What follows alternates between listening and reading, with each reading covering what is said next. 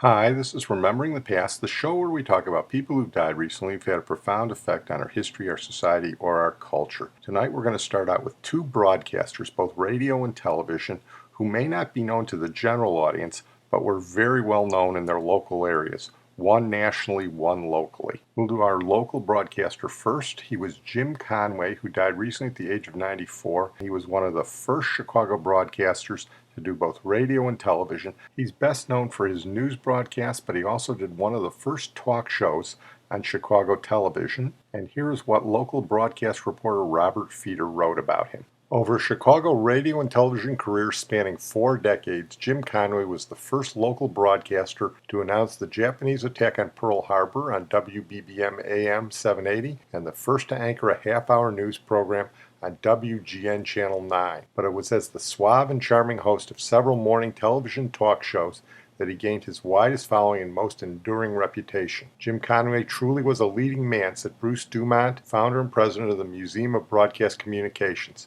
Smart, well-read, always prepared, and always comfortable in who he was. Pioneer of Chicago television in the early 1950s, he first hosted In Town Tonight, a musical variety show featuring visiting stars on WBBM Channel 2. He later hosted Conway on Q for WMAQ Channel 5 and went on to anchor the first nightly newscast at WGN in 1960 and then the first local morning talk show at WLS Channel 7 and later at WGN. Today's talk show hosts are, quote, a little more daring, Conway said in a 1995 interview. They let people say things that we would have considered too vulgar or too risque. It's all a quest, sad to say, for ratings. You're apt to get a little manic about that. Well, along those lines, we'll move on to our other broadcaster. He was a national broadcaster, not in the United States, but in Great Britain.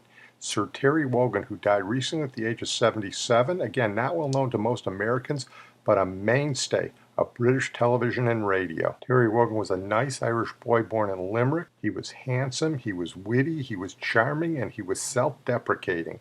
He had a very popular radio show on the BBC, which had 8 million listeners every day, and he used to say, there are 60 million people in Great Britain. What are the other 52 million listening to? Here is on-demand news on the death of Sir Terry Wogan. Veteran broadcaster Terry Wogan has died at the age of 77. Wogan began his career in broadcasting at the Irish National Television and Radio Service, RTE, but was best known for his work at the BBC, where his cheerful style and dry wit made him a favourite of radio audiences. In the 1980s, he became a popular television personality, hosting a chat show 3 nights a week on BBC One. To many, he was also the voice of the Eurovision Song Contest, and from 1983 onwards, he hosted the annual BBC telethon Children in Need, only missing his first show last year due to bad health. Wogan returned to Radio 2 in 1993, where he hosted Wake Up to Wogan until the end of 2009.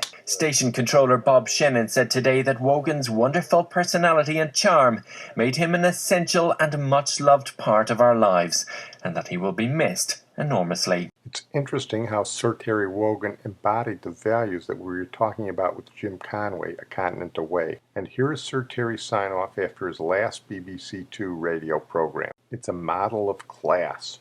It's always been a source of enormous pride to me that you've come together in my name, that you're proud to call yourselves my listeners, that you think of me as a friend, someone that you're close enough to laugh with, to poke fun at, and occasionally, when the world seemed just a little too cruel, to shed a tear with.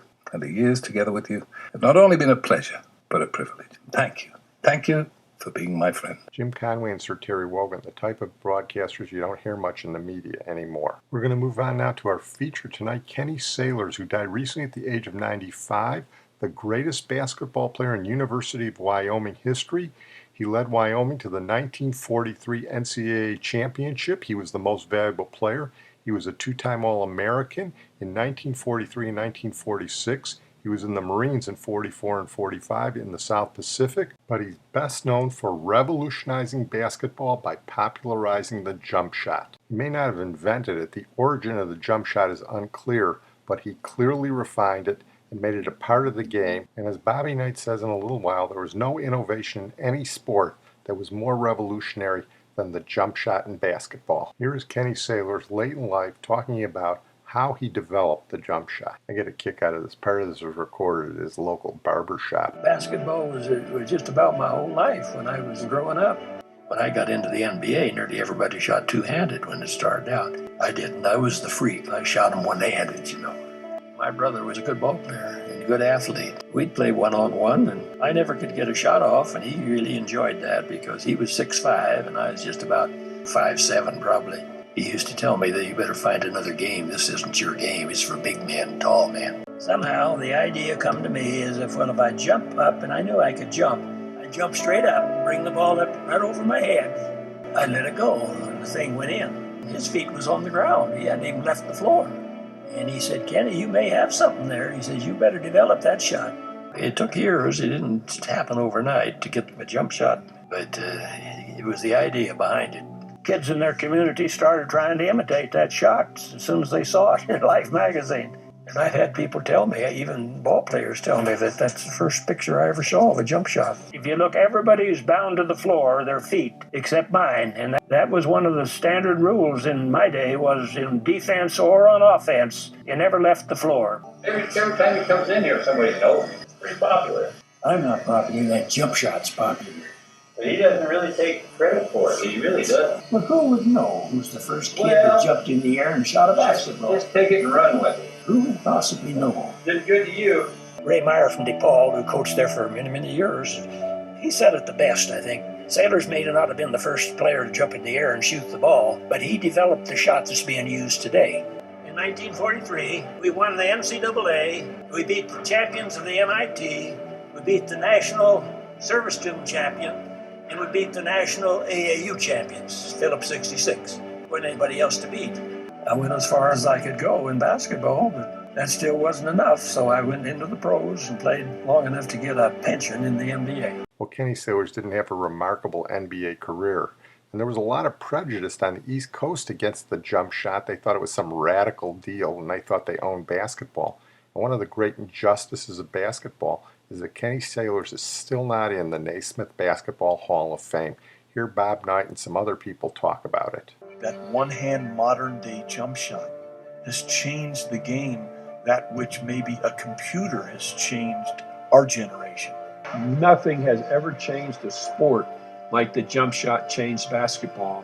You think of any big moment in a game, the jump shots, it's in every part of the game. The players that have impacted the game, they're all in the Hall of Fame. Where is Kenny Sailors? Kenny was the star of that era and popularized the jump shot. The part of the game that he was really the pioneer of has become taken for granted. And it's just circumstance that the person that is most responsible for the development of the jump shot became a hidden figure. It's a crime that Kenny Sailors isn't in the Hall of Fame.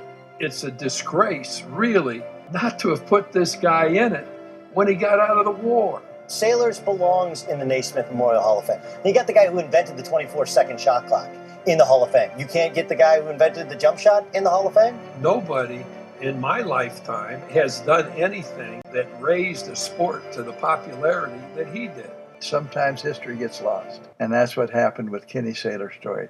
History lost his story. Well, one of the reasons for this program is to remind people of those stories. Kenny Sailors, by the way, was the oldest living survivor to play in the NCAA tournament, and at least his jersey hangs in the Wyoming Arena Auditorium. His retired number 4 is the only Wyoming Cowboy jersey up in the rafters. Well, we're going to close that with one of those rock and roll coincidences. 2 founding members of the Jefferson Airplane died on the same day. Jefferson Airplane, the ultimate 1960 San Francisco band, a reaction to the Beatles, a reaction to New York rock and roll, and most importantly, a reaction to Southern California's softer rock and roll. This was the music of the hippies of the 60s. This was the music of Haight-Ashbury. They were formed in 1965, and one of the founding members was Signe Anderson, who died recently at the age of 74. She was the first female lead in the group. She left the group after only a year in 1966 because she became pregnant. Her husband didn't want her to travel, so she became a footnote when Grace Slick took over her role. But she was there at the beginning, and here she is singing with another founding member, Marty Balin, in 1966. It's no secret, no,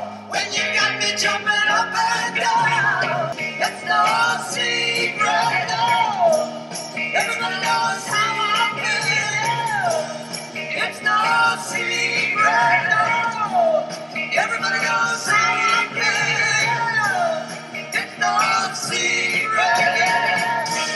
Here, Signe Anderson tells about the founding of the group in August of 1965 and where the group's name came from. I moved to San Francisco and used to sing with anybody at any time, a place called the Drinking Gourd down in the marina. My brother was a bartender there. When Marty heard me singing, he asked, "Who is that gal?" Larry said, "Oh, that's John, bartender, sister." "Well, I want to meet her." Yeah, he said he wanted to start a group, and he and Paul were there, and Paul was going to drag Yorma up from wherever he happened to be. They'd been down in San Jose for quite a while, and Marty lived in the city, said, "We want to start a group. We've got some guys who are engineers who want to get out of engineering for a while and start a nightclub," and we started the Matrix.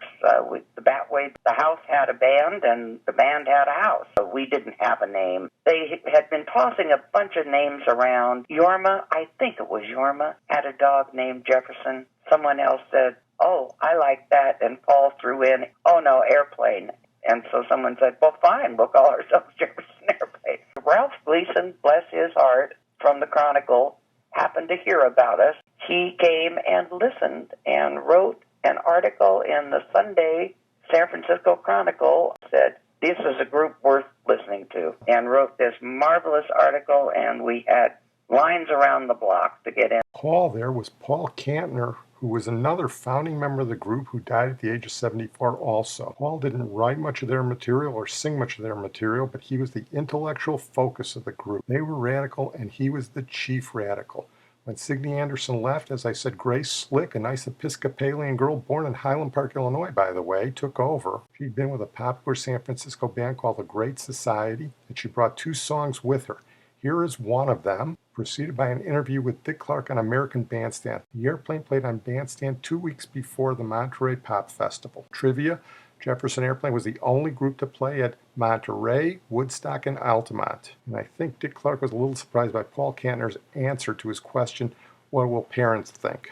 Grace, would you, as the only lady member here, introduce me to the gentlemen, if you will? Jack Cassidy, bass. Hello, Jack. Marty Ballin on piano. Hey, Marty. And Paul Kantner on rhythm guitar. Thought you forgot his name for a minute. I did. Man behind you? Is Spencer Dryden. Spencer, right? I know we're here. Kalkinen. Why did music such as you just performed happen in San Francisco? Because I think part of it is the promoters gave us the freedom to write our own material. Older people worry. They see the way you're dressed. They hear your music. They don't understand it. Do parents have anything to worry about? I think so. Their children are doing things that they didn't do and they don't understand. What's going to happen this summer in San Francisco? Well, I couldn't even begin to tell you in an hour or so, but there are going to be a lot of people there. And how many would you guess are going to congregate?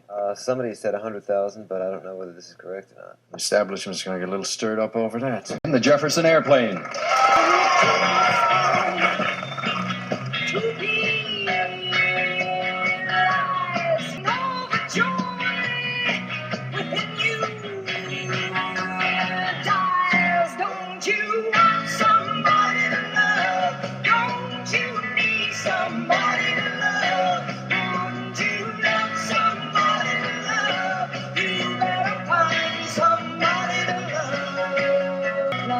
Yeah, Grace forgot his name. She went on to have an affair with him, and they had a child. China was her name. Here's the other song Grace brought with her, and this is her singing it at Woodstock. White Rabbit. One tail makes you larger and one makes you smaller, and the ones that your mother gives you don't do anything at all. Oh, ask us. When she's standing tall. Well, the group fell out. Alcohol, drug problems, business problems. They sued over the name Jefferson Airplane, most unhippie-like, and they started doing schlockier music. I'm going to close on that note. I want to thank my producer and IT genius, Sid Tepp's going to close with the song that inspired White Rabbit. Take a listen. You can hear the similarity to Ravel's Bolero.